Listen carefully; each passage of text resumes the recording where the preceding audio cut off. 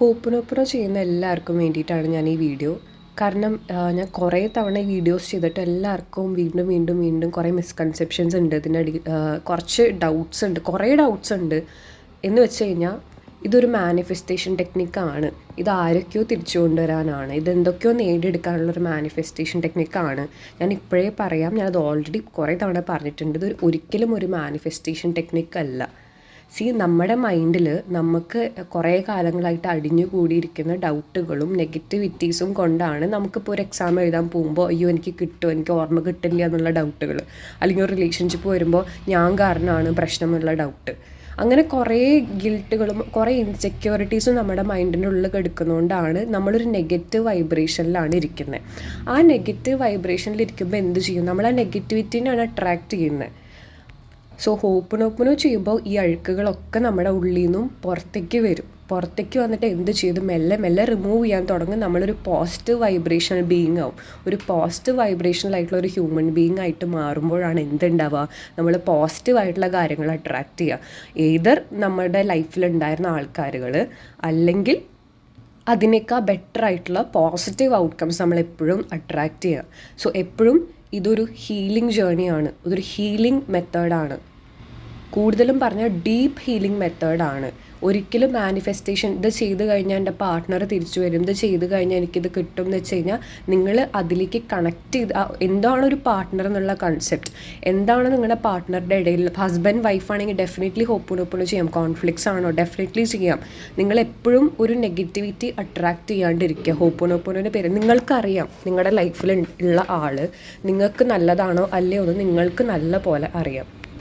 എപ്പോഴും നിങ്ങളുടെ ഒരു ഇന്നർ കോളിംഗ് കേൾക്കാം. നിങ്ങൾക്കിപ്പോൾ ഇന്നർ കോളിംഗ് കേൾക്കാൻ ബുദ്ധിമുട്ടായിരിക്കും, കാരണം അത്രയും ഡൗട്ട്സും നെഗറ്റിവിറ്റീസും നിറഞ്ഞിരിക്കുന്നത് കൊണ്ട് ചിലപ്പോൾ നമുക്ക് ഗട്ട് ഫീലിംഗ് കേൾക്കാൻ ബുദ്ധിമുട്ടായിരിക്കും.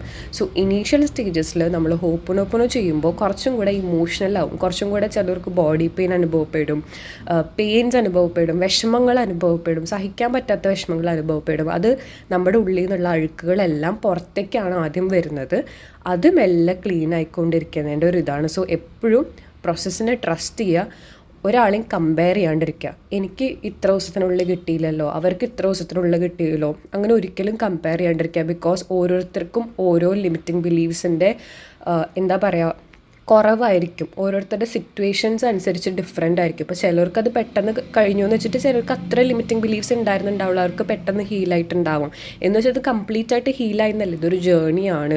ഇത് ഇത്ര ദിവസം ചെയ്ത് കഴിഞ്ഞാൽ കംപ്ലീറ്റ് ആയിട്ട് ഹീലാവുന്നല്ല. ഇതൊരു ഡീപ്പ് ഹീലിംഗ് പ്രെയർ ആണ്.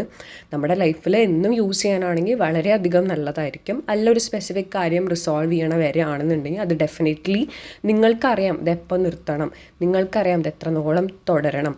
അപ്പോൾ ചിലർക്ക് 2 ദിവസം, ചിലർക്ക് 3 ദിവസം, ചിലർക്ക് 1 മാസം, ചിലർക്ക് 2 മാസം. ഒരിക്കലും കമ്പയർ ചെയ്യാണ്ടിരിക്കുക.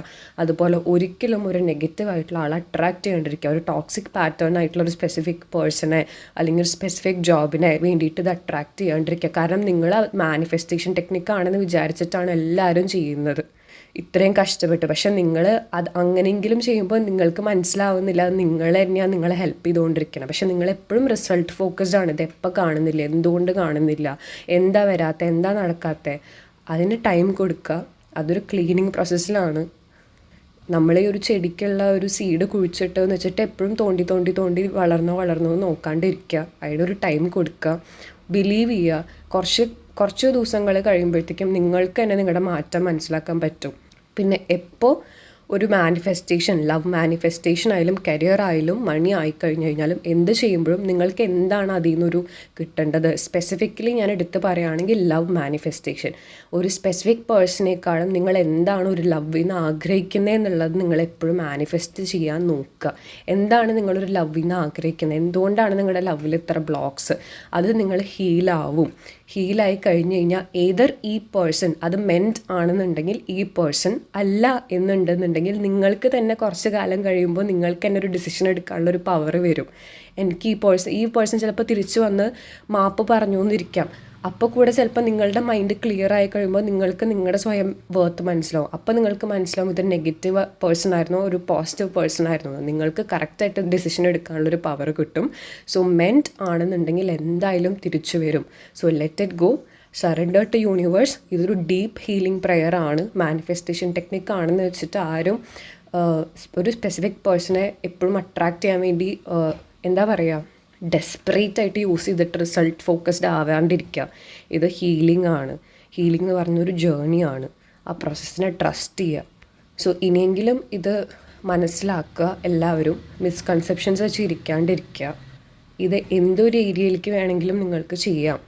ഓവറോൾ വേണമെങ്കിലും ചെയ്യാം. സ്പെസിഫിക് ആയിട്ടൊരു ഡ്രീമിന് ഫോക്കസ് ചെയ്യുമ്പോൾ റിസൾട്ട് കൂടുതലായിരിക്കും. ഓവറോൾ ചെയ്യുമ്പോൾ അതിന് അതിൻ്റേതായിട്ടുള്ള ടൈം എടുക്കും.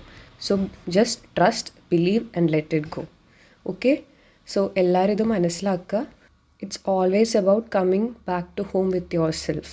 ഞാനിത് കുറേ തവണ പറഞ്ഞിട്ടുണ്ട്. ഇത് ആദ്യമായിട്ട് കാണുന്നവർക്കും കൂടെ വേണ്ടിയിട്ടാണ്. It's always coming back to your self. And നിങ്ങളൊരു അത്രയധികം പോസിറ്റീവ് വൈബ്രേഷനുള്ള ഒരു ബീയിങ് ആയി മാറാണ്. Stay blessed.